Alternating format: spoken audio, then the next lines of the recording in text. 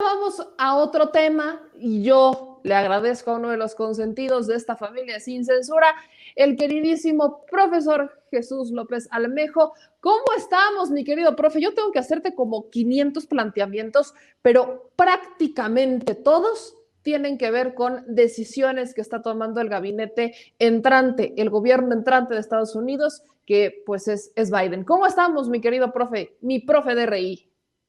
Buenas noches, querida Meme, y buenas noches a todo el equipo de Sin Censura. Pues contento de participar con ustedes y de ir acompañándonos en este proceso de análisis sobre fenómenos que nos están tocando atestiguar literal de primera mano, querida Meme. Profe, a ver, quiero empezar con este tema. Estamos hablando de tres personajes, tres latinos que ya están involucrados en el gabinete. Particularmente, no gabinete, estoy hablando de Miguel Cardona, que sí estaría como secretario de Educación en Estados Unidos nominado por Biden, y el que reemplazaría a Kamala Harris en el Senado es Alex Padilla, hijo de mexicanos. ¿Cómo entendemos estas elecciones que están enfocadas hacia los latinos? ¿Cómo entendemos que ahora los latinos estén tomando una parte importante, estén llegando a puestos importantes de poder con esta nueva administración? ¿Cuál es el mensaje detrás de esto? Bueno, primeramente, Meme, que al Partido Demócrata le queda claro que sin los latinos hubiera sido muy difícil un triunfo electoral sobre una figura tan pesada como la fue Donald Trump. Segundo, a diferencia de Donald Trump, que se llenó de blancos, de nativistas, de supremacistas, de gente que por cierto no le duró mucho porque también Donald Trump rompió récord con gente de su gabinete que renunció a los pocos meses de haber empezado a trabajar con él. El Partido Demócrata con Joe Biden está mostrando más apertura justamente hacia esos sectores diversos que le ayudaron a ganar la elección. Pero también en el caso particular de Biden, Biden es un experto en asuntos de América Latina. Como recordarás,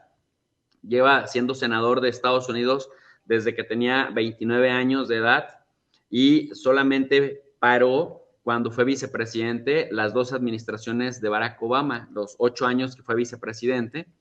pero él conoce bastante bien el sentir de la comunidad hispana, de la comunidad latina, no solamente en Estados Unidos, sino en el resto de la región. Es otro viejo lobo de mar de la política estadounidense que cerrará su vida con broche de oro siendo presidente de Estados Unidos. Bueno, en ese contexto, el hecho de que nomine, fíjate, a secretario a Miguel Cardona de Connecticut, hijo de padres puertorriqueños, como secretario de Educación, es importantísimo porque este señor fue profesor de cuarto año de primaria de una escuela pública en Connecticut y siendo muy joven fue pues comisionado de educación de Connecticut y defensor también de escuelas públicas en el estado. Y además otra cosa importante, él viene un poco con la misión de echar para atrás, de echar abajo lo que hizo Betsy DeVos, la anterior secretaria de Educación con Donald Trump, que era más, pues no sé,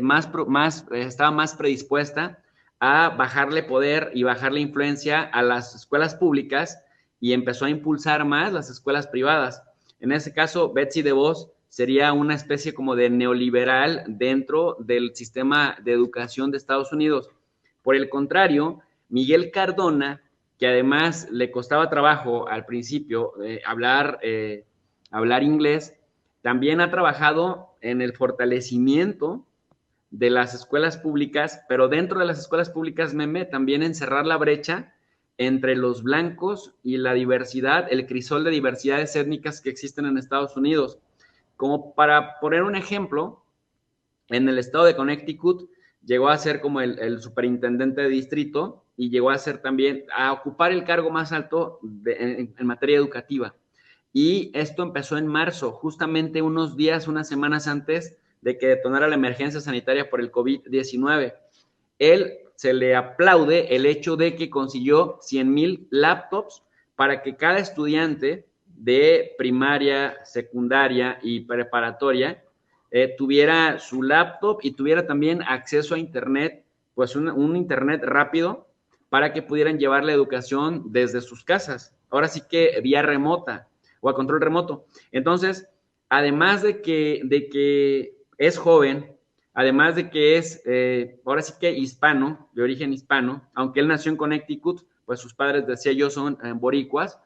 pues tiene la distinción o el sello de que desde muy joven se ha caracterizado por impulsar la educación pública, que esto es bien importante señalarlo. En Estados Unidos, incluso la educación pública cuesta. Entonces, algo que se le atribuye a él es que tiene políticas de integración de las comunidades que tienen mayor desventaja, justamente para incorporarlas a la cuestión, a la educación pública. Entonces, por ahí tiene esa palomita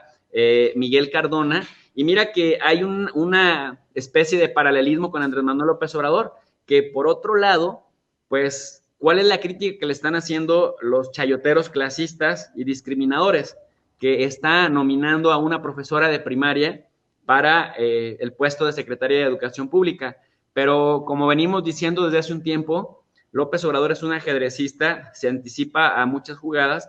y pues estos que estaban criticándole porque cómo era posible que Delfina Gómez, una maestra de primaria, fuera a ocupar un cargo tan alto, y entonces Joe Biden en Estados Unidos nomina a Miguel Cardona, profesor de cuarto año de primaria, y entonces dice, él va a echar para atrás lo que la secretaria Betsy DeVos estaba impulsando, que era la privatización de la educación. Él la va a fortalecer porque tiene la experiencia. Entonces, imagínate, el criterio de Biden es que es hispano y que es un experimentado maestro de educación pública que estará orgullosamente al frente del Departamento de Educación. Así que hay paralelismos en esos dos puntos, querida Meme. Leo y retomo un fragmento de la agenda de Joe Biden y la comunidad latina, en donde dice que asegurará que todos sean tratados con dignidad sin importar su raza, género, orientación sexual, religión o discapacidad. Todos significan todos. Y acá retomo el primer nombramiento que hace, que es el de Alejandro Mayorkas, que es un cubano estadounidense para el Departamento de Seguridad Nacional. Hoy estamos viendo a este perfil de Miguel Cardona como secretario de Educación y vemos que Biden está marcando récord en la cantidad de latinos que están eligiendo. Y a esto sumémosle que el relevo de Kamala Harris es Alex Padilla. Este sería el primer latino del estado occidental en servir en la Cámara, lo cual también es relevante. ¿Cómo cuaja todo esto? ¿Nos da garantías para que se trate de forma digna a los migrantes o esto es algo con lo que todavía tenemos que estar muy escépticos? Me parece que es una cuestión estratégica, Meme, porque está también atendiendo al cambio demográfico en Estados Unidos, pero no solamente al cambio demográfico, sino también a un despertar en el grado de politización de la comunidad de origen hispana y sobre todo en la comunidad de origen mexicano en Estados Unidos, que me parece que si algo positivo se puede rescatar de esta compleja elección en este año complejo 2020, es que hubo también un despertar en materia de politización de esta comunidad de origen mexicano a la que tanto se le ha criticado, que no se quiere comprometer con posturas políticas y que no ha despertado el activismo político que debiera tener en Estados Unidos, que debiera ser más protagónica en Estados Unidos, porque es una línea de defensa muy importante para su propio empoderamiento allá en este país. Entonces, en el caso de Alex Padilla, decirle a la gente que es una cosa muy bonita, porque dentro de todo lo que le podamos criticar a Estados Unidos, una cosa bonita que sí tiene es que los hijos de inmigrantes, él, por ejemplo, es el actual secretario de Estado de California. Él está sustituyendo a Kamala Harris. A Kamala Harris le faltaban 2 años para concluir su mandato como senadora, pero en este caso, el gobernador de California es el encargado o el que está facultado, Gavin Newsom, que estaba facultado para designar al sustituto de esta senadora, porque recordemos que los senadores son 2 senadores por cada estado de los 50 que son. Entonces el gobernador de California designó a Alex Padilla como reemplazo de Kamala Harris, porque este señor pues tiene experiencia también ahí en el Senado californiano, por un lado, y en otro sentido, porque es el secretario de Estado de California, que es de alguna manera el puesto en el que se trabaja la diplomacia o la paradiplomacia de los estados. Pero efectivamente tú mencionaste una cosa positiva de este señor, que es el primer latino en representar al estado de California en la Cámara Alta, en el Senado. Pero yo decía que algo bonito que hay que destacar de este sistema de Estados Unidos, que es que este señor es hijo de inmigrantes mexicanos, su papá es cocinero y su mamá era una empleada doméstica, y Alex Padilla, pues es un tipo forjado en escuelas públicas que por su talento académico llegó a estudiar al MIT, una de las universidades de más prestigio en el mundo, no solamente en Estados Unidos,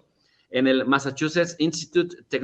of Technology, que es pues prácticamente dentro de los top del mundo.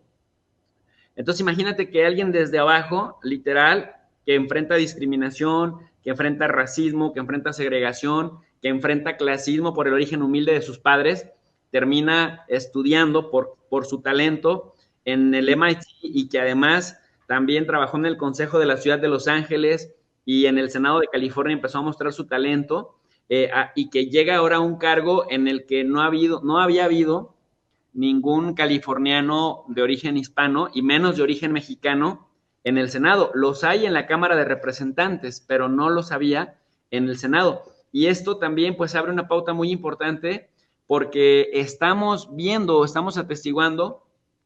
cómo por primera vez en el Partido Demócrata se le está considerando con mucha seriedad a esta revolución de la comunidad de origen hispana que está camino a politizarse. Entonces, pero lo están haciendo estratégicamente, meme.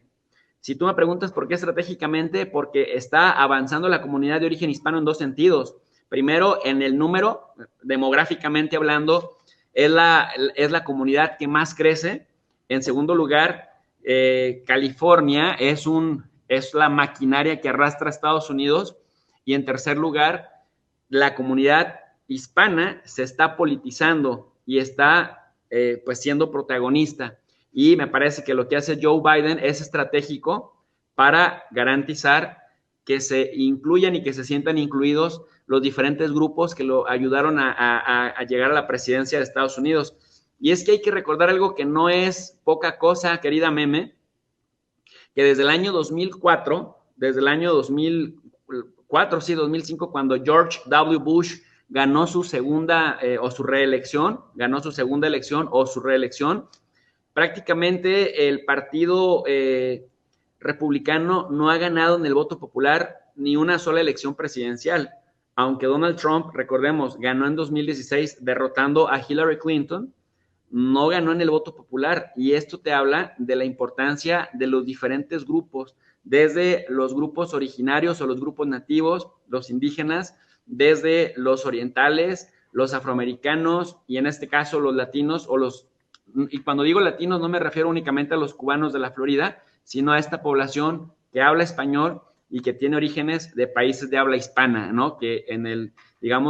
sistema de clasificación de comunidades en Estados Unidos, así le llaman los hispanos,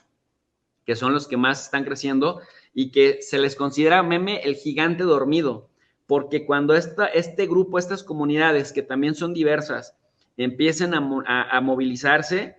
van a poder ser más influyentes de lo que ya están empezando a hacer, cosa que yo celebro porque siempre he dicho que los mexicanos o los estadounidenses de origen mexicano podrían ser la primera línea de defensa del mismísimo México, y la suerte que corren ellos también es una suerte análoga a la que vamos a correr en nuestro país. Aquí quisiera hacerte una pregunta porque lo leo y lo he leído en repetidas ocasiones. La crítica más fuerte que se le hace a Biden es que no se nos olvida que fue vicepresidente de Obama, una administración en la que más se deportó. En los análisis que hacíamos durante la elección, tú bien mencionabas que era como era la elección entre el hipócrita y el cínico, ¿no? El que lo decía y el que lo hacía. Pero escucho, o más bien leo, un fragmento de Biden en donde dice que cree que fue un gran error. Reconoce Biden en una entrevista sobre las deportaciones masivas durante el gobierno de Obama que se tardaron mucho en hacer lo correcto. Por hacer lo correcto se refiere al programa de acción diferida para los llegados en la infancia, o sea, el DACA. ¿No estamos viendo en Biden un intento por limpiar lo que a Obama se le criticó tanto, que era no hacerle caso y no voltear a ver a esta comunidad latina en Estados Unidos? Claro que sí, querida Meme, y sobre todo también al Partido Demócrata, es decir, limpiar un poco la imagen del Partido Demócrata. Pero mira, hay que poner un poco de contexto. Yo estuve en Estados Unidos entre el año 2013 y el año 2014, estuve viviendo en Washington y me tocó atestiguar casi de primera mano, o sea, pues yo estaba haciendo trabajo de campo, el tema del cabildeo por la reforma migratoria que se había impulsado desde un 5 de mayo del año 2006, un 1 de mayo del 2006, en donde por primera vez salió un desfile monumental en muchas ciudades de Estados Unidos, en donde habitan muchas comunidades mexicanas. Ese 1 de mayo del 2006 fue histórico porque se movilizaron 5 millones de personas de origen mexicano y de algunas otras comunidades de origen hispano, no necesariamente de origen mexicano. Desde entonces se empezó a ejercer una presión en las elecciones, por eso es que Obama se comprometió a impulsar una reforma migratoria, no lo hizo cuando tuvo mayorías en las cámaras, pero también hay que mencionar que cuando en el año 2010 llegaron los republicanos y le quitaron la mayoría en la Cámara de Representantes, tenían un Speaker of the House, un líder de la mayoría republicana que se llamaba John Boehner, y este señor era de la Guardia Republicana, de los más conservadores, y recuerdo que en los debates públicos le exigían a Obama que para poder aprobarle una reforma migratoria, primero asegurar la frontera sur. Esa era la petición del Partido Republicano, que Obama tendría que dar resultados para que la reforma migratoria no fuera un incentivo para futuras generaciones de migrantes que dicen llegan a Estados Unidos indocumentados y luego por la necesidad del mismo país de regularizarlos, les dan camino a la nacionalidad y a la ciudadanía. Entonces, parte del acuerdo o parte del trato era que Obama, primero, no dejara pasar gente y segundo, que deportara a la mayor cantidad de personas que estuvieran indocumentadas. Obama cumplió con su parte, pero los republicanos no cumplieron con su parte. Por eso es que posteriormente Barack Obama apeló por el DACA, por la acción diferida, que la verdad es que en muchos liderazgos de los hispanos, en muchos liderazgos hispanos, y también me refiero a liderazgos de origen mexicano, lo leyeron con mucha tristeza y también con mucha decepción, pues porque DACA no es ni de cerca algo a lo que aspiraban con la reforma migratoria que abriría camino a la ciudadanía para 11 millones de personas, 9 millones de las cuales tienen origen mexicano. Entonces, por eso es que ahora cuando Joe Biden en los debates salió a prometer que en los primeros 100 días de su mandato, en caso de ganar, iba a presentar en el Congreso de Estados Unidos una iniciativa de ley para retomar el tema de la reforma migratoria, pues la gente ya lo ve como con escepticismo, pero yo espero que se movilicen porque finalmente es lo que deben hacer, presionarlo para que de verdad lo hagan que cumpla y no se quede esta frustración de los 8 años de Obama, porque incluso cuando ya Obama quiso, ya John Boehner le dio para atrás y ya los republicanos se pusieron en una posición de rechazar cualquier reforma migratoria. Profe, hoy estamos viendo, y retomo esto que estás mencionando sobre el Joe Biden, ¿no? Como sí limpiando más que a Obama, a los demócratas en general. Y retomo la llamada que tuvo con Andrés Manuel López Obrador, lo que menciona tanto el equipo de Biden en un comunicado, como lo que menciona el presidente Andrés Manuel López Obrador. Y el tema fue migración, ¿no? El tema es fortalecer y crear una política que sea ahora sí una política de migración. Y esto parece fortalecer la idea de Andrés Manuel López Obrador. El presidente dice que efectivamente Biden reconoce que hay que apoyar hacia el sur, ¿no? Eliminar las causas de origen que provocan la migración, que es la idea que había propuesto el presidente de México, Andrés Manuel López Obrador. Y quiero vincularlo con esta decisión de Estados Unidos de incluir a México en su plan de estímulos por COVID para mejorar esta relación comercial. Es parte, de hecho, esta nota del estímulo de los 900 mil millones de dólares aprobado el día de ayer por el Congreso de Estados Unidos. ¿Cómo está funcionando esto? Estaríamos viendo una colaboración mucho más profunda entre México y Estados Unidos. ¿Qué tan cautelosos, qué tan arriesgados, qué tan aventados nos podemos ver con estas decisiones, la llamada y ahora el que en Congreso apruebe uno de los cambios más grandes en materia legislativa en la historia de Estados Unidos? Bueno, primero hay que decir, querida Meme, actualizar que Donald Trump, el presidente spoiler de Estados Unidos, el disruptivo, irreverente, rebelde, acaba de batear esta ley y acaba de sabotear al Congreso y al Senado de Estados Unidos diciendo que él está pensando si va a no firmar este proyecto de ley, y de ser el caso tendría nuevamente que reunirse en una sesión extraordinaria, tanto senadores como representantes, acordar qué es lo que van a hacer, porque justamente el presidente, si el presidente no la firma, no se convierte en ley, y uno de los riesgos de que esto no se convierta en ley, mi querida Meme, es que el gobierno no tenga financiamiento como este paquete de rescate lo establece hasta el mes de septiembre del año 2021. Recordarle a la gente que se están aprobando 900 mil millones de dólares para diversas necesidades, que por eso se le llama COVID Relief, pero también se aprueba adicional 1.3 billones para que el gobierno asegure su gasto, su financiamiento durante todo el año fiscal hasta el 30 de septiembre de 2021. Pero Donald Trump, yo me imagino que sacándose un poco la espinita por el tema del resultado electoral, ya saboteó esto y está dándole largas, y le da largas en un momento en donde casi todos los congresistas ya regresaron a sus diversos estados, y esto les pone pues literal una sacudida, porque entonces hay que reponer todo el proceso, y esto pues va a tardar por lo menos durante los días claves de Navidad y fin de año. Pero bueno, este proyecto de ley COVID Relief que incluye esta sección 1901, que se le denomina Ley de Asociación Económica de Estados Unidos-México, es un intento justamente de fortalecer las secciones de ayuda externa que tiene y que considera y contempla el gobierno de Estados Unidos, no solamente para México, para casi todos los países de economías emergentes. En el caso mexicano es importante porque es el principal aliado estratégico de Estados Unidos comercialmente hablando, y porque cada vez se estrechan más los vínculos económicos y comerciales, y cada vez más hay esta interdependencia por la integración económica y comercial que existe entre ambos países, porque aunque hacia Estados Unidos se dirigen el 89% de nuestras exportaciones, también es cierto que somos el principal comprador de productos estadounidenses, y Estados Unidos sabe que si México está bien, pues va a seguir siendo un gran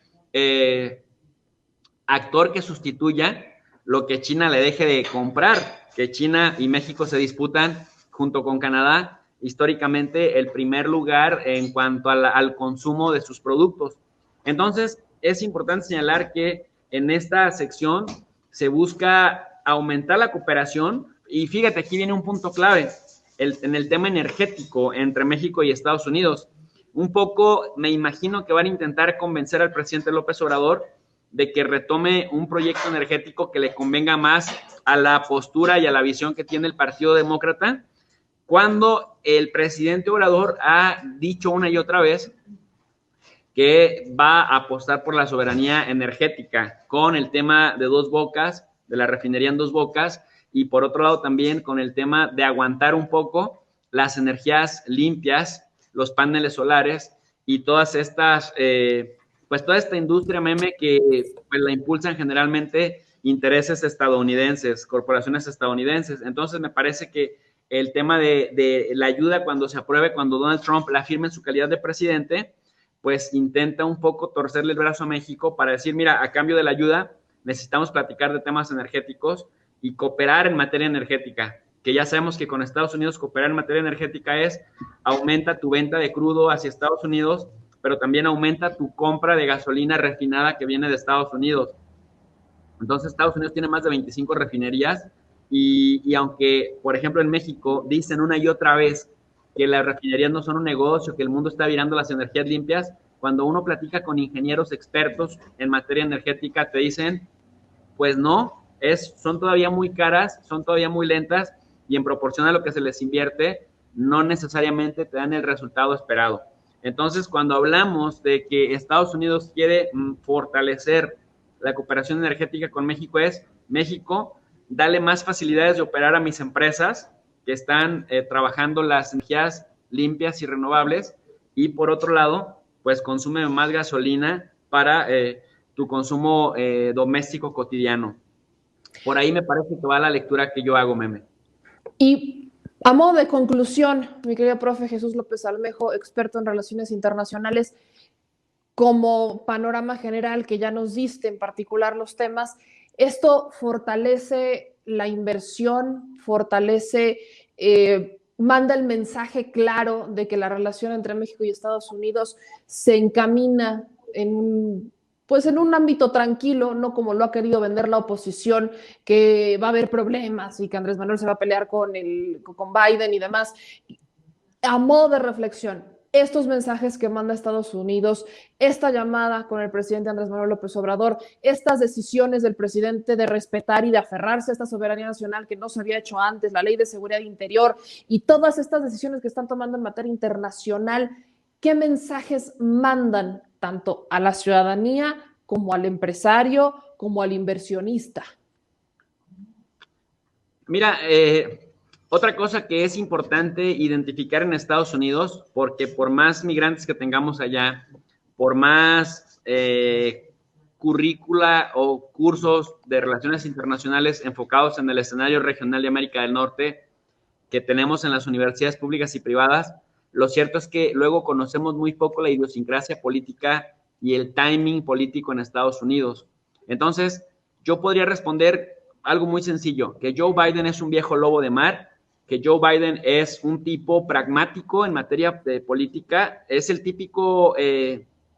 funcionario tradicional, Meme, que cuando hay que meter el pie lo mete y cuando hay que cooperar, coopera, porque el señor es pragmático, tiene todas las tablas del mundo, es político desde que tenía 29 años, ahora tiene 78, nada más para echarle números, y siempre se movió como senador y como vicepresidente, es decir, también se conoce todos los secretos en todas las escalas de la política de Estados Unidos. Dicho lo anterior, entonces el segundo paso que habría que identificar es a qué grupo ideológico pertenece. Y a grandes rasgos hay 4 grupos ideológicos que dominan la política exterior y también nacional de Estados Unidos. Están los realistas son como los halcones, querida Meme, como Henry Kissinger, por ejemplo, que es todo golpe, todo militar, todo invasión, seguir armando el tema de la segunda enmienda constitucional, permitir el uso de armas, si hay que invadir, hay que invadir. Están también los neoconservadores, que son los que además desvían dinero público para financiar las guerras, que es el grupo de Dick Cheney, de George W. Bush, todo este grupo con Condoleezza Rice, Colin Powell, todo este grupo que llegó al gabinete presidencial con George W. Bush, y luego están también los liberales, que ahora se les dice liberales intervencionistas, pero los liberales son wilsonianos, como el presidente Wilson, que impulsaba el libre comercio, que impulsaba el multilateralismo, la democracia en el mundo, las organizaciones internacionales. Y luego están los jacksonianos. Donald Trump, por ejemplo, se le identificaba más en el ámbito de los jacksonianos. Los jacksonianos tienden a ser más retraídos, más nacionalistas, pero también más supremacistas y más chauvinistas.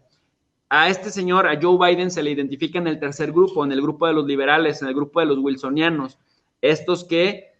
sienten nostalgia por el sistema internacional que Estados Unidos, a la cabeza del mundo después de la Segunda Guerra Mundial, no solamente ayudó o contribuyó a hacer, sino que directamente apostó su capital político con Harry Truman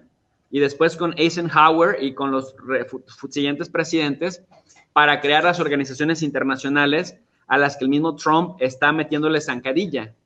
Entonces, también es partícipe este grupo de liberales wilsonianos, meme, de fortalecer sus alianzas regionales, de ver el mundo en bloques. Y en esa visión, a México lo ven como un aliado en este momento estratégico, en un contexto en el que las economías de Japón, de Corea del Sur y de China están dejando atrás a muchas economías europeas que antes se consideraban paradigmas de libre comercio, y obviamente esto implica un impacto directo para las economías en América del Norte. En ese sentido, me parece que Joe Biden, cuando digo que es pragmático, vamos a ver mitad ideología liberal, mitad ideología pragmática, y esto es importante porque cuando hablamos de ideología de Joe Biden, hablamos de fortalecer el multilateralismo, fortalecer las organizaciones internacionales, fortalecer el diálogo y obviamente el regionalismo. Y en ese sentido, México ya está, digamos, en la mira. Te agradezco muchísimo, mi querido profesor Jesús López Almejo, experto en relaciones internacionales, porque nos estás dando este escenario para tener el mensaje claro, para que no nos agarren las sorpresas y que a la hora de tomar decisiones y de ver las noticias y de informarnos, seamos mucho más objetivos y bueno, no nos dejemos llevar por lo primero que nos dicen. Mi querido profe, ¿en dónde te pueden encontrar en tus redes sociales? Gracias, querida Meme, por el comentario y también gracias por la invitación. Pues estamos en Tu Profe de RI en YouTube, dando clases de relaciones internacionales, clases gratuitas que acompañamos con una lectura en formato PDF también gratuita, para que la gente literal tenga más herramientas de análisis para que pueda interpretar de mejor manera su lectura del sistema internacional, Meme. Pues ahí estaremos, mi querido profe. Un abrazo a la distancia. Muchas gracias. Buenas noches.